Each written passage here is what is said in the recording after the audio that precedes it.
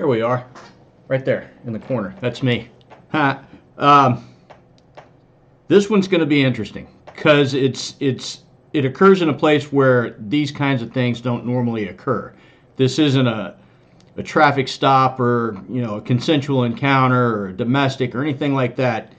It's at the courthouse, and one wouldn't think that these kind of things happen in the courthouse, but surprise, surprise.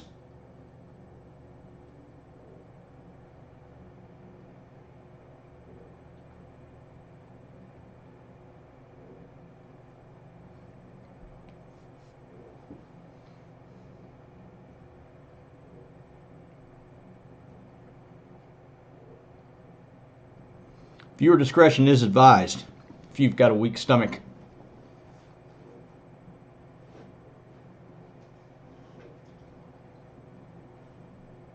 Okay, first question. Why is he handcuffed in the front? That's like, why? Ever?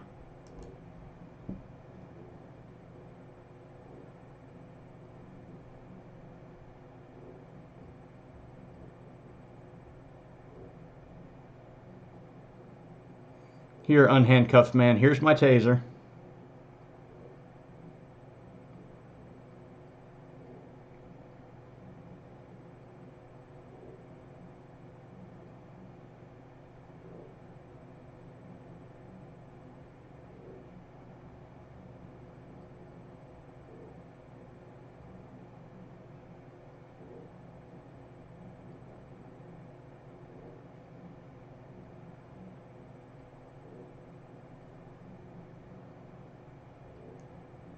Yo!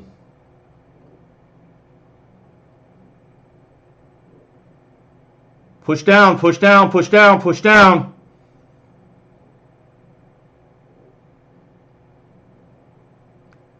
Do the work, man. Oh, shit. Surrendered.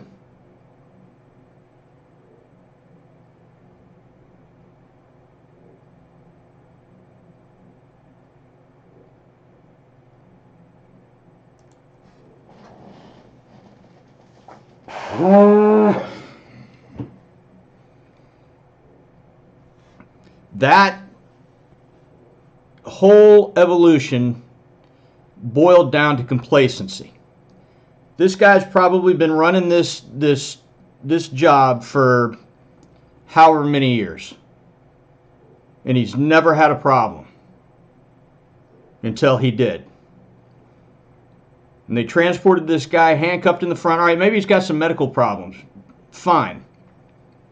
Then you unhandcuff him. You put him in the wheelchair, completely ignoring that there's any possibility of any danger whatsoever because you're complacent. Well, I've been doing it this way for the last 20 years. Why should I change anything? Why should I prepare for the worst? And the weapons retention, or lack thereof, goodness gracious. I mean, he's got his vest on. That's good.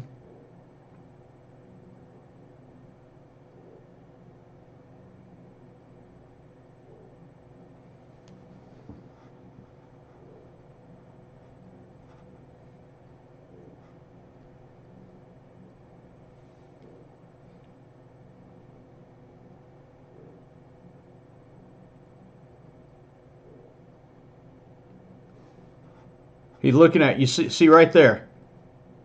And I apologize. I don't have the tools available to be able to back this stuff up and slow it down on this particular platform. But you see him look at it. Boom.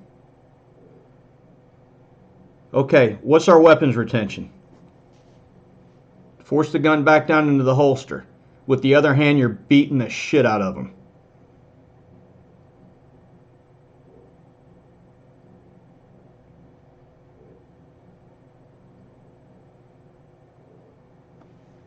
Oh my God. This officer is dead, or is not dead, because this guy didn't want to shoot him. or chose not to. That's it. That's the only reason.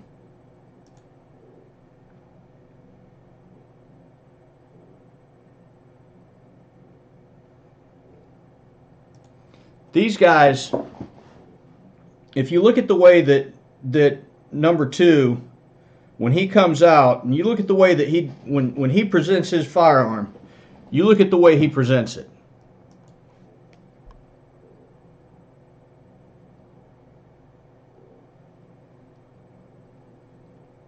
He surrendered. Okay, I got a problem. I'm back in. I'm back out. Now the first shot, but look at his presentation. Or was that front sight squeeze, or was that I'm just sticking it out there and hoping that the projectile goes in the intended place? I don't know.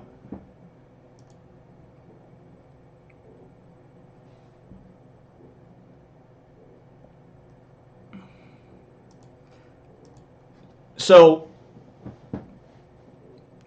I'm sure most every agency has guys that come off the road or come out of investigations. They're close to retirement, or they've retired and come back, and they're working at the jail or they're working in the court, and they're just kind of doing their 9-to-5 thing, their day-to-day, and they go to the range when it's required of them, and they shoot the paper when it's required of them. And I'm by no means saying that everybody has to be, G.I. Joe, but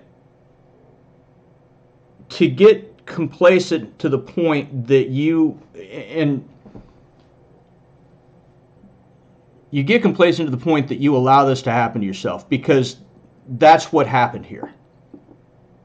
This guy's been doing this job for however long he's been doing it, and nothing's ever happened, and he assumes that nothing ever will until it did, and it did, and his gun wound up in a bad guy's hand, and his partner had to come out and shoot him. I mean, good Lord, Hannah. No matter how far along you are in your career, if you're going to continue to carry a gun and wear a badge, then you have to be serviceable. If your equipment is serviceable, if you make sure that your gun is clean and your rounds are accounted for and your uniform is squared away, and you've got your vest on, and your case law, if all of your equipment is serviceable, then you too have to be serviceable. It's not just your equipment, it's you. The equipment doesn't make the officer. The equipment is only as good as the officer. So, you guys let me know what you think. Drop a comment down in the comment section. I feel bad feeling bad, but this was avoidable, in my opinion. You guys let me know what you think. Be good or be good at it. We'll see you next time. Be safe.